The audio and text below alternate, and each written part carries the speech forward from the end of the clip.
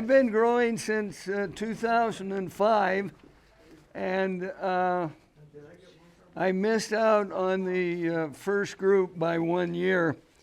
My interest started in 2004 when I was at the Eastern Idaho State Fair in Blackfoot, and I saw a pumpkin or a squash that was raised by Dr. Christensen from Rexburg that was 677 pounds, and I was impressed. And my little brother was with me, and I said, if that guy can grow that in Rexburg, I can grow a bigger one in Brigham City. And that's when it all started, was right there in the Eastern Idaho State Fair.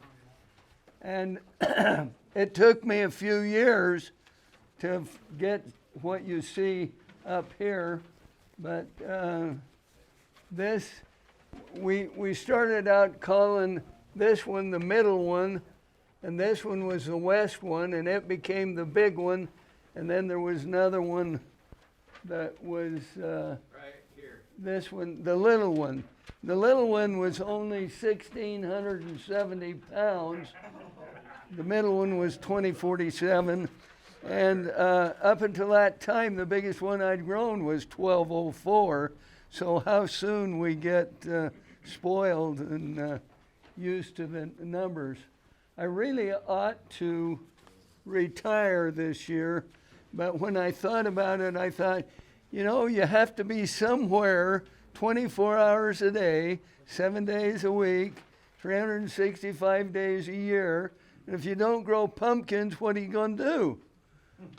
I mean, what is there? So, build rockets. So I decided I'd grow pumpkins. But I grow other things too. And, oh, there's the words. Good. So let's see. From 2004, it was 2021 that I took 3 pumpkins, 2 of which were over 2,000 pounds. Now,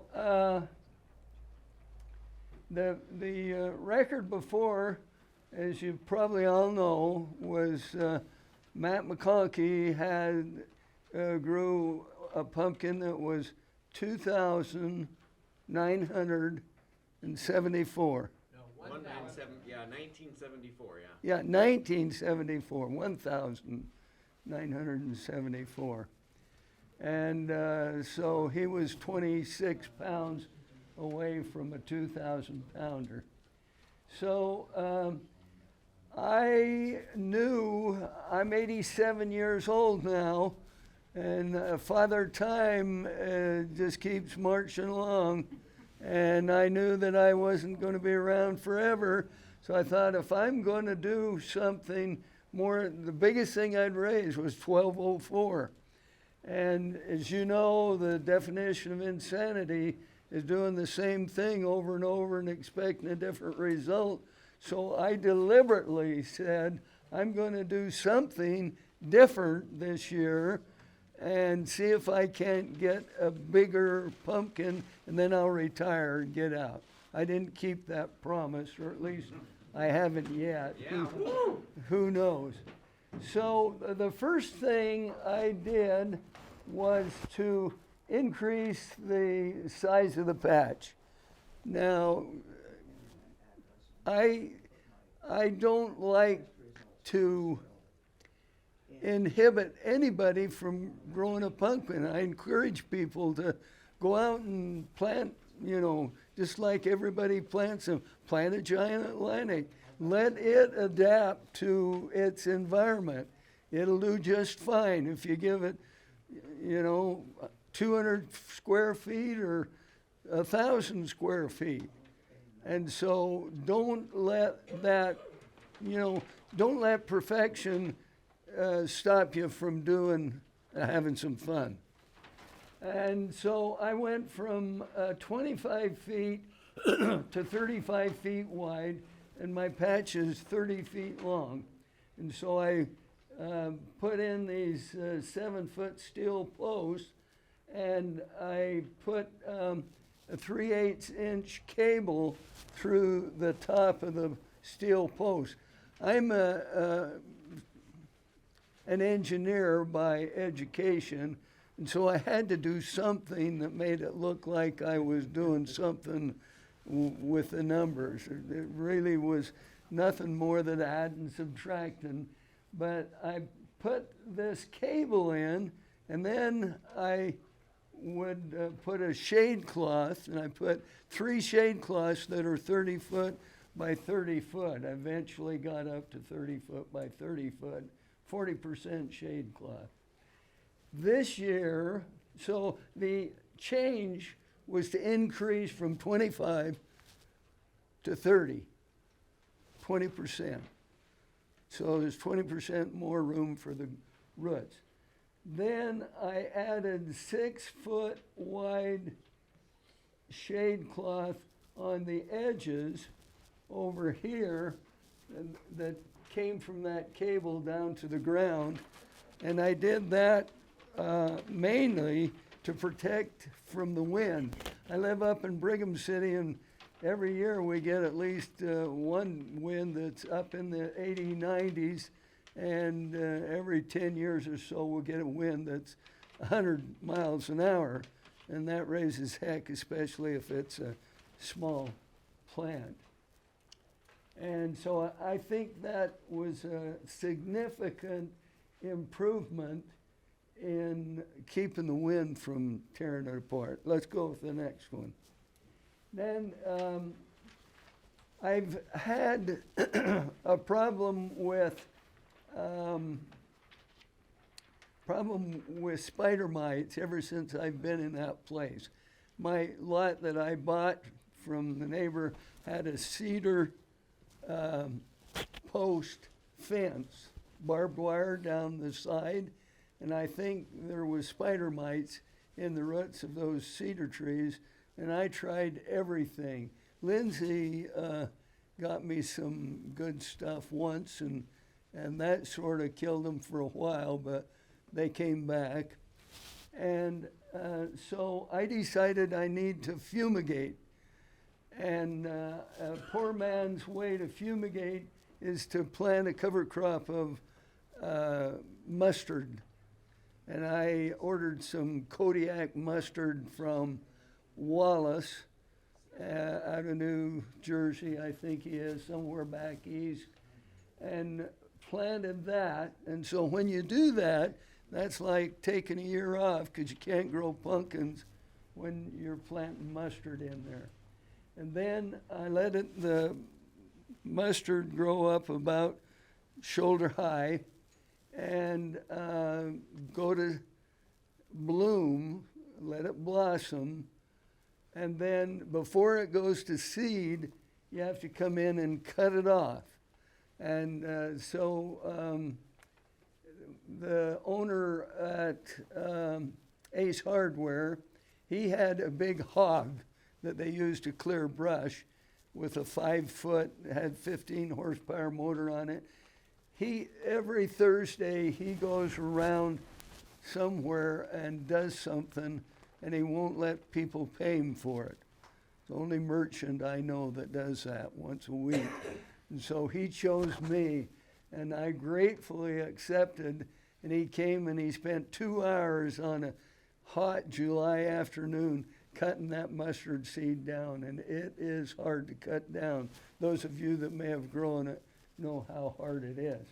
As soon as we got it cut down, Ralph and Tavis, who are my good helpers, I got 2 rototillers, rear tine, and I had them start chasing each other around the patch, tilling it into the soil. And I let them chase each other for 2 hours, and so they got it well into the soil. Then I had a 100-foot-long roll of 4-mil plastic, and I rolled that out over the top of the soil, and it was 32 feet wide. My patch was 30 feet wide, so I had a foot of overlap. And then I had some wooden stakes, and I'd go every 5 foot, pound the stakes into the ground. And then I used parachute cord, and I'd do a double half hitch, walk across, do one over there, and just like you lace up your boot, and then tighten it down so that I have the plastic down. So as the mustard decomposes and turns into mustard gas, it's just like the mustard gas they used during World War II. It permeates the soil and kills all the bugs, good and bad. And so I left it in the hot sun for 2 months. And then when I took it off, I had to just take the plastic to the landfill and get rid of it. And then I planted some alfalfa as a second cover crop and started watering it again, and that just popped up. And I cut it twice during the summer and fall, and then I let it grow all winter while we went to St. George and got out of the cold weather in Brigham City. So when I came back, I tilled it, and that's where I planted my plant patch that year. Now, I was fortunate to be able to purchase some excellent seeds from David Bradley. Probably one of the best looking guys you've ever seen. The best seed broker in the state of Utah, maybe the world. Anyway, he got me some just super good seeds, and I'm very grateful for that. And so I planted those, and the next thing I did different was I realized, I told you I'm 77, I'll be 78 in November. My brother used to always talk about there are a few, very few, compensating advantages for getting older. And whenever he had come across one, he'd either call me or write me a letter about it. Well, you know, I realized that there were things that just didn't seem to square with the way I thought they should be, but they were that way. And so it came to me, and my wife kind of prodded me a little bit, that the possibility that there were some things that I didn't know. And that was a big light came on in my head, and I thought, geez, is that possible? And so I thought, I probably need a mentor. I read a couple of books about that, and I tried to think, who knows more about pumpkins than I do? And then I thought, there's one guy that has more knowledge in his little finger than I have in my whole body, and that's Matt McConkey. And I happened to know him, and so I went to him and I asked him, Matt, would you come and help an old guy like me learn what I don't know about growing pumpkins? And he graciously accepted. And it even surprised me that he loved to come and spend time in my patch, because he didn't have one now, because he sold it and built townhouses on it. And so he would stop by every Thursday night about sundown, and we'd walk through the patch looking for things that needed to be taken care of. The very first thing he spotted, you're not giving them enough water. Well, my first reaction is, I know everything. I argued with him. I said, well, if I give them more water, I'll drive out all the oxygen, the roots will rot, and I'll lose the whole crop, and I won't be able to go, I won't have a pumpkin for the way up. So I held out for about a week, and then my wife says, what do you get a mentor for if you're not going to listen to him? And I could not think of a good answer. And so the very next week he came, I says, I think you may be right there. Let's put some more water on. So we were watering 2.5 minutes. We had it on a little computer, and I would start the water at 11 o'clock in the morning and go till 5 in the afternoon. And so we increased that from 2.5 minutes to 4.5 minutes per hour. And we'd go 11, 12, 1, 2, 3, 4, 5, 7 times a day. And so we started doing it. And then I stood back and thought, well, I'll just wait and watch it turn into a mud puddle and die, and I'll be right and everybody else will be wrong. And bingo, I was wrong and they were right. And I was happy that my plan was working, so I could take some credit for recognizing that I didn't know everything. So I did that way for the rest of the summer. That's a lot of water. You could walk out there and look at the water and the soil would just kind of glisten, wouldn't it? Oh, yeah. And I worried about it a little bit, but I hung in there, and I think that was a very, very significant change. Then about that time was when the pests, the bugs and the fungus, and see, I put the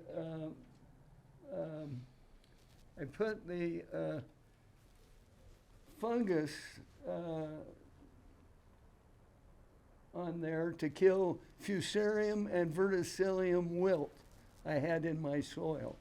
And I had that diagnosed by Utah State, and somebody from Oregon State came down, ran some tests. And who was a guy that was on KSL? He was helping me. Anyway, I had some really high-powered help. And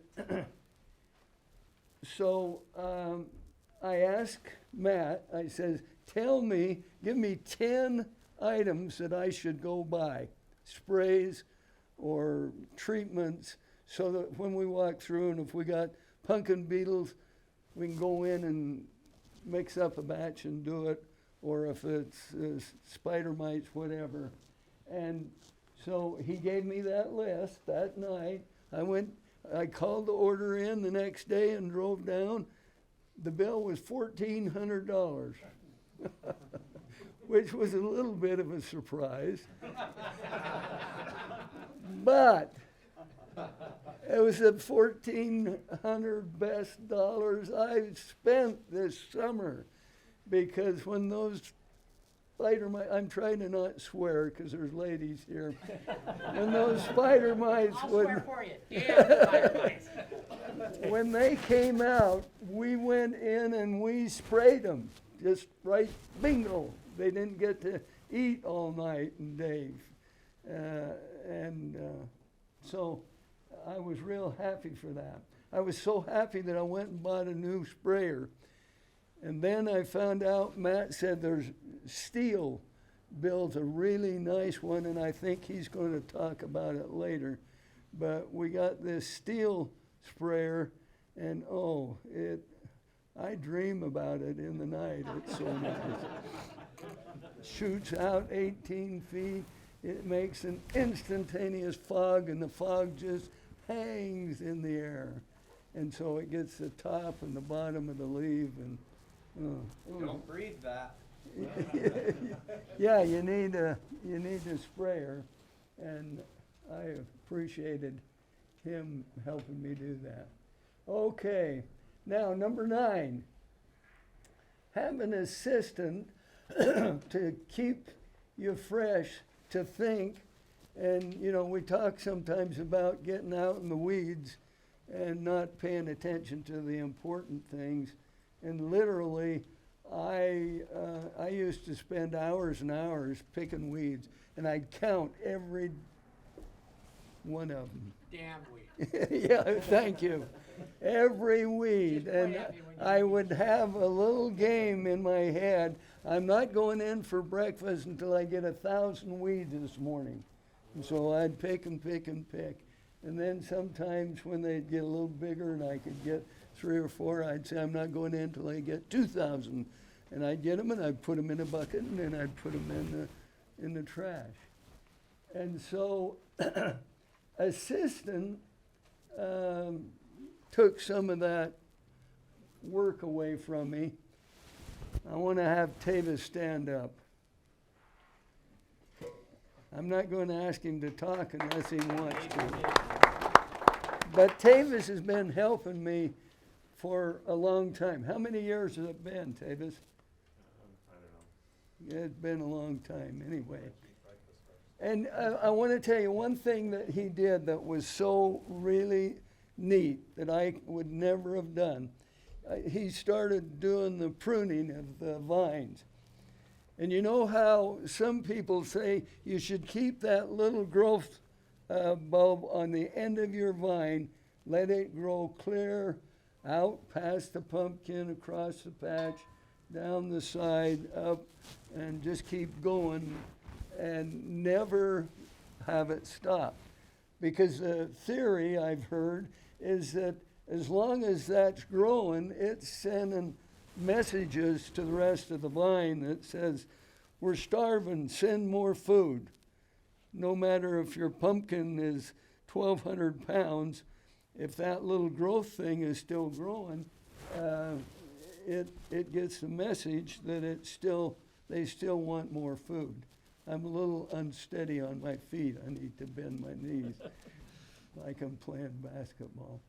And so anyway, Tavis, for all 3 of my vines, took that growth bulb and took it out past the pumpkin, over 15 feet over, and then 30 feet across the bottom, and then 15 feet up, and he brought that right up to within 8 inches of where we planted the stump. Now, I would not have done that. And so, yeah. Ross, when you had that, your stem out there growing, at what point did you cut off the secondaries and just have the main vine growing? Tavis, so when you were, you had that main vine going, you went out 15 feet, at some certain point you stopped having secondaries going off that main vine. Basically, when it ran out of room. Yeah. Okay. Yeah. Okay, that's number 9, and I've had to give Tavis several raises over the years. We won't talk about that now, but he's making more money than I am now. And Ralph is my other next man up, and I appreciate what he does to help me get the other work done. Okay, then the number 10 is get a good soil amendment. I don't care whatever works in your area. I went to the guy that landscaped my yard, owns Alpine Garden, and he had Happy Frog, and I think Happy Frog's available almost anywhere. And I found it to be excellent. And so I put 20 or 30 bags of Happy Frog on my patch every year in order to keep it spruced up.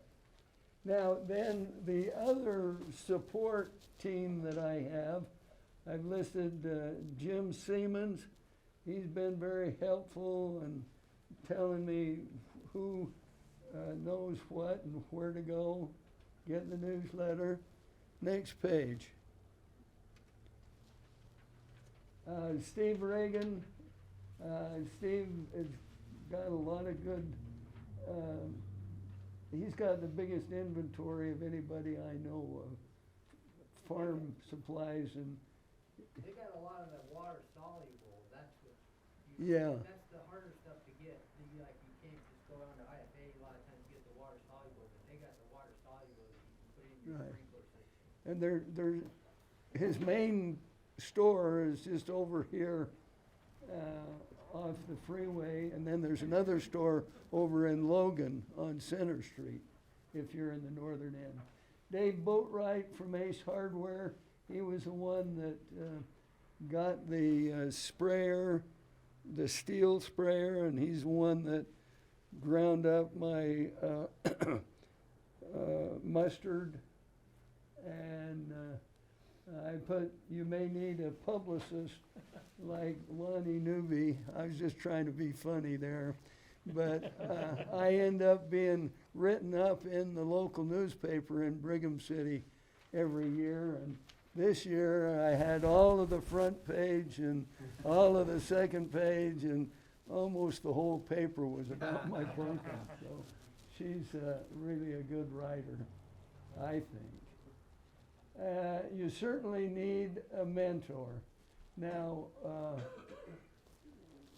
a few words of advice.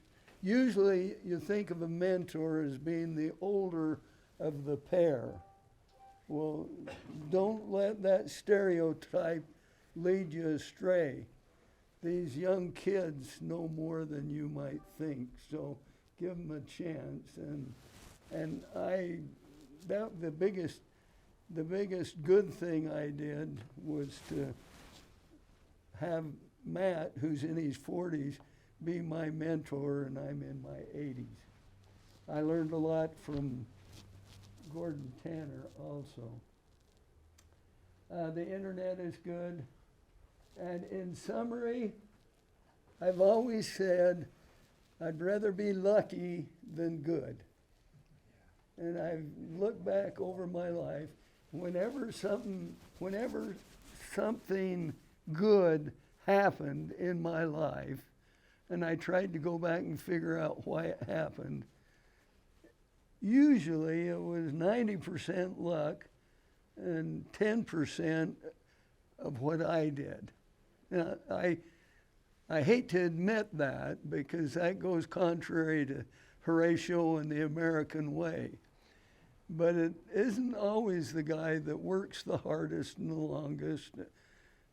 If you can't work smart, then a donkey works hard.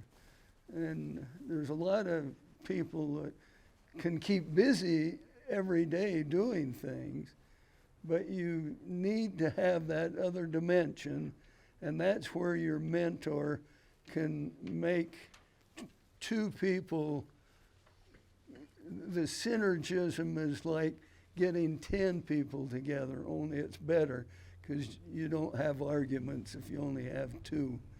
And so that would be my advice. And the main thing is to enjoy it, to have fun. It's not like playing football where you gotta make this touchdown or you're gonna kill a guy or whatever.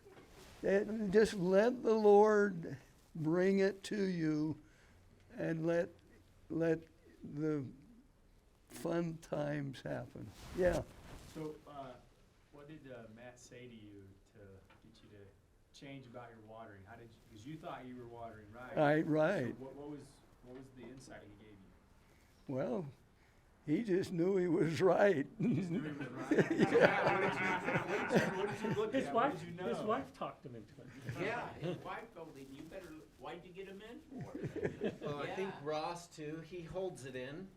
Like, until now, I thought he just took my advice. I just walked over to the timer and started, we're gonna add some minutes, all right, Ross? And I think a lot of his battle was maybe in his mind thinking, I don't know, but Yeah. I didn't realize it was such a conflict for you. I thought we were in agreement. Sometimes things are best. That's when I started using a crane to load the pumpkins. And they used Utilite mixed with soil for all the landscaping. So I found out where you got Utilite, and it's over by One Ship or somewhere, and over by Park City. And so I went over there, took a trip over there and found out how you got it. And the only way they'd sell me any is if they'd sell me a semi-truckload of it. Now, this wasn't any old semi-truckload. It was from over there to over there, a big load, because it's light, and so they can carry a lot of volume. And there was a gentleman, must have been in his 70s, who had retired, and his living was hauling with that truck. So I says, I want a truckload.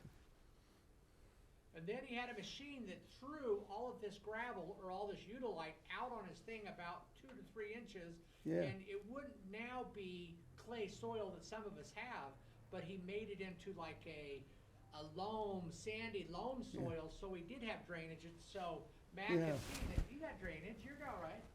Most of the topsoil in my garden is 16 inches deep. Then once you get to the end of the 16 inches, you run into the concrete, and that's the natural soil. You can buy the Ute-Lite at a place called Replenish Utah. It's just off of 4500 South, and I believe it's Second west. Second West there. Yeah, And they will actually have a machine that will come out if you want to and blow it into your yard also. Otherwise, you just take your trailer out there or your truck out there and you can get a Yeah. load out there. Brent, how much of that did you put on yours? I've got like 10 cubic yards 10 cubic yards. over the years I've And put then in the there. next year, you grew a 1,400 pounder. yeah. Huh. Yeah, that reminds me, it was when Andy Israelson planted the mustard. The year after that, he grew a 1,600 pounder. Right. And when I saw Andy, I don't see Andy here tonight, or this morning, that was what told me, you gotta clean up your act. And so that's just keeping your eyes open and following the successful leader. Yeah, Alan. The spray list, I know you said $1,400, but you have the list, Yeah, then you can pass that? I got it right here. Okay, I wanted to see. I got the invoice. In his defense, that will last probably Yes. 50 years. 6 or 8 years That's what until I it goes like. bad. I'm still making payments. For the yearly payment option. I'll probably have Hit him to up to say- buy little vials of it. Oh, that's just a good idea. I know some of that stuff that you can probably buy in smaller volumes, but, Yeah, cause I bought some of the Mike stuff that works really good. Yeah. And, it came in a little vial like this and a little dropper, and you just put a couple drops in a gallon, Yeah. and it would wipe the mites out, so I, Yeah. but it was like $40 for like, yeah. a little vial of it. Yeah, I had some very good nights sleeping after we'd sprayed my garden. After I get used to going out the next day and seeing dead bugs all over, because I used to go out expecting to see dead bugs, and I couldn't see any dead bugs. I'd see them hopping around all over. But they, You wanna see the list of the good stuff. am I done? Yeah, you're good. You're good. Keep going. Keep going. We got about 10 more minutes for questions for Ross. If you guys have any, you got the champ's ear. Take advantage. Sorry, the record holder's ear. So did you have to get rid of the onions? Cause you had some huge onions that, thinking that took that 5 feet, there's no more of those onions. Yeah. Those onions were beautiful. Right, A little right. sad. You know, I read, I read where they did some tests back in Ohio on onions where they grow them commercially, and they got some really friable soil, and they wanted to find out how far down the seeds would go, and they just kept going deeper and deeper, and then they'd make another trench. They had onions that where the roots would go down 16 feet. And you know, onion roots are just little, like threads. They have no strength at all, but in my yard, you go down and boom, you hit concrete at 16 inches. Yeah, next question. Hey, Tavis, would you get that invoice out so we, it's this brown one, right? It's a brown one right in there. Yeah.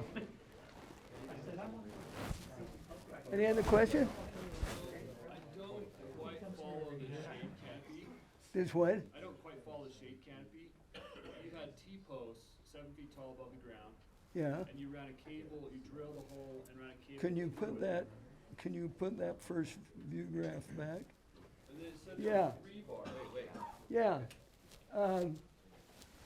See, this is a 7-foot post, and there's a hole here, and a 3/8 inch cable, aeronautical cable.